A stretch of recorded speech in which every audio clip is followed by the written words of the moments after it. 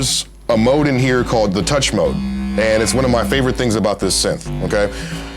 Basically, the patches that are in here and any patch that you build, you can route certain parameters to these knobs, and just by touching them, you can tweak the sound, all right? So if I hit my touch button here, turn up the volume, and you'll notice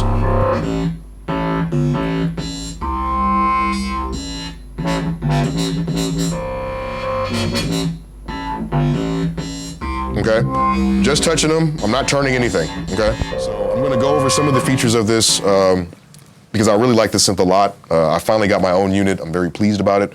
So I showed you how easy it is to plug it in, record. If I go into my preferences here in Ableton Live, as I told you before, you can see it's my input device and my output device as far as audio goes. I'm also sending and receiving MIDI, all just through USB, okay? And if you look, this isn't plugged in at all to a wall, okay? We're just running off of bus power, which is pretty impressive. So if I hit the chord button, there's an on button, and right below that, there's an edit button, okay? So I hit on, then I hit edit. Once I do that, the LCD strip changes, and I have a start button and an accept button. When I hit start, I can set the root for my chord, and once I add more notes, they're added to the chord. And once I hit accept, so that's my chord, okay? And I can leave that screen and turn it on and off whenever I want to. Okay? Next to that, we have the arpeggiator, which is really, really cool. Let me turn the arpeggiator on. Okay, I'm gonna hit latch. So now that's just gonna keep going. There's a bunch of different arpeggiator modes. Any of you familiar with synthesizers should be familiar with these: up, down, up and down, etc. You can also have it trigger the chords. There's a lot of different patterns also. I believe there's 33 different patterns in here. And again, our chord that we just made is saved. So if we want to, we can turn this on with the arpeggiator.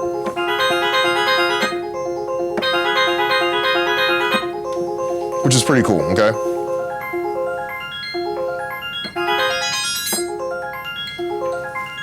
All right, so we'll stop that. It's also very easy to build your own patches, which I'll just walk through really quickly.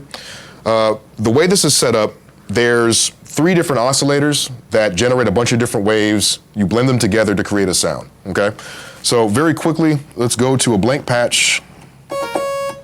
This blank patch is just one sawtooth wave. If I go to my mixer section, I can turn up the other oscillators. And then I can go to my oscillator section and I can start tweaking these, okay? Let's make this a sine wave. Go to my next one. Let's see, let's bring this down an octave. There's, I think, between 40 and 50 different wave types in here, with, I think, 33 different wavetable type waves, okay? So it's extremely flexible.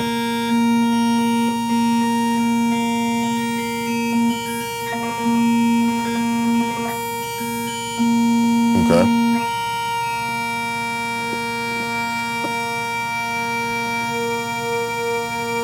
Okay, let's go to the third oscillator.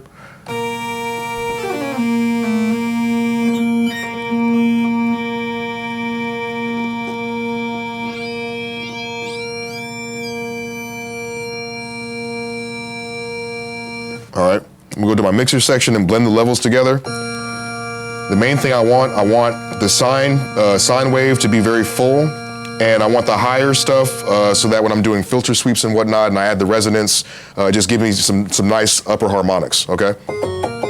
So after that, I'm gonna go to my filter section. I'm gonna add some resonance, add some filter distortion, which is my favorite thing about this synth.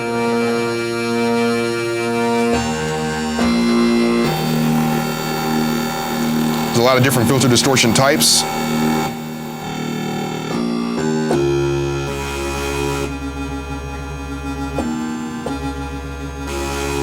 I like that.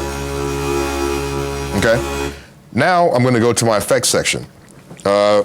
you have 5 effect slots that can either run in parallel or they can run in serial. So meaning one effect can be fed into the other, or one effect can be completely independent of your other effects, all right? So what I'm gonna do is add a delay.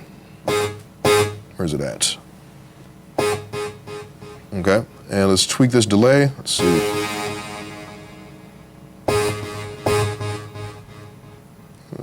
How about,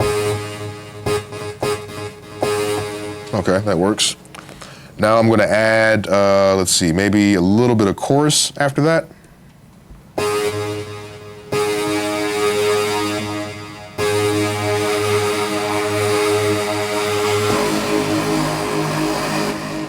Okay, and then I'm gonna add a little bit of reverb after that.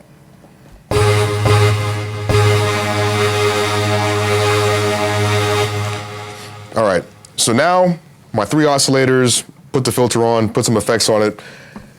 Now, I think what the coolest thing from this point now is if I sweep through the filter and you hear just how smooth the interpolation is between values, okay? Meaning that when you go from the filter being all the way open to the filter being all the way closed, from 127 to 0, instead of stepping in whole numbers, I don't know exactly how it's doing it, but it's incredibly smooth. And you can turn this knob forever, it feels like, okay? So just to give you an example.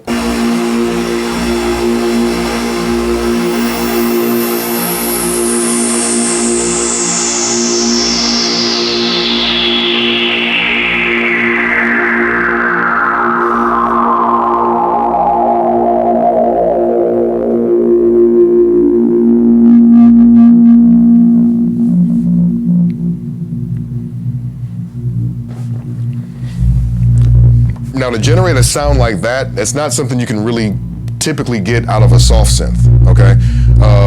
Just that rich, warmth, fat tone. You know, it's very wide, it's very full, the bass is very pure. Another synth that I've been comparing this to is the Roland Gaia, because I've been seeing it in a lot of stores. It's the same price point. I have not heard a sound like this out of the Gaia. The Gaia has a very thin sound in comparison. And it's cool to have all the knobs and everything right there in your face, and it's fun to play with, but it just doesn't sound as fat. Yeah, I mean, just listen to that. And again, you don't have to fade that slow. You know, you can sweep through it just that quickly.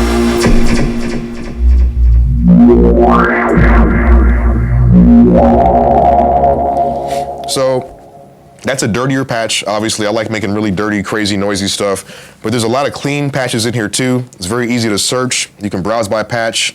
You can browse by genre as well. So say if you work with, you know, a jazz band or something, or you play more traditional music, you know, there's a lot of really clean patches in here as well. So there's a ton of flexibility. You know, it's not just for electronic musicians. It's not just a MIDI controller, clearly, so you can use this standalone. And then it also integrates perfectly with any DAW that you're using.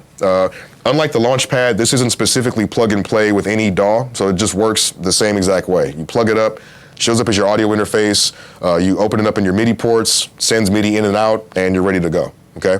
The last thing I'll show you, just because I haven't yet, is the Vocoder Mic. I usually don't use a Vocoder Mic, but it's here, and people want to know about it, so I'll show you. I'm gonna get my Daft Punk on real quick. Let's see. So the cool thing with the Vocoder Mic is any patch that you make is the carrier for your voice. So you have complete control over how your vocoded voice is gonna sound, all right? For instance, let me find.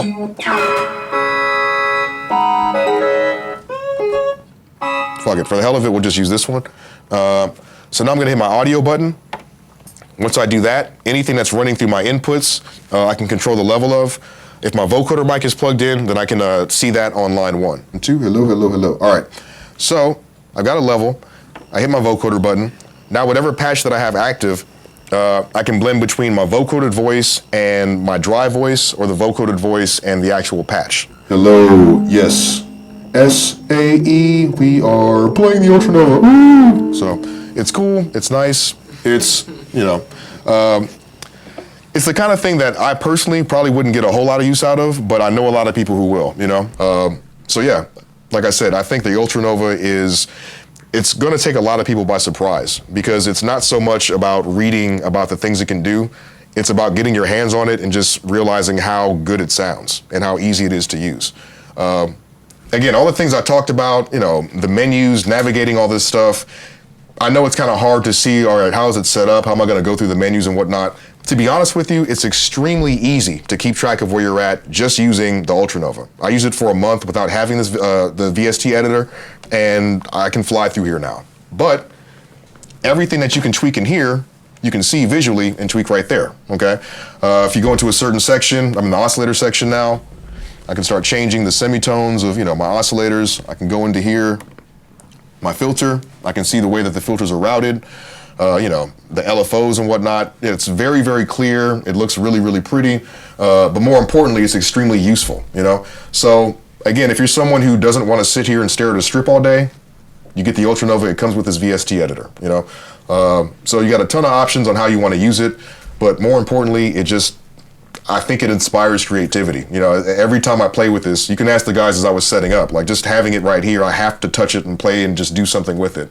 And same thing with the Launchpad. You know, it's nice to be able to just plug something in and know that you can come with an idea instead of trying to figure out technical stuff and jump through hurdles like that, you know? So anyway, I've said enough. I've shown you a bunch of good stuff. And again, I show you what I'm using because I actually use it.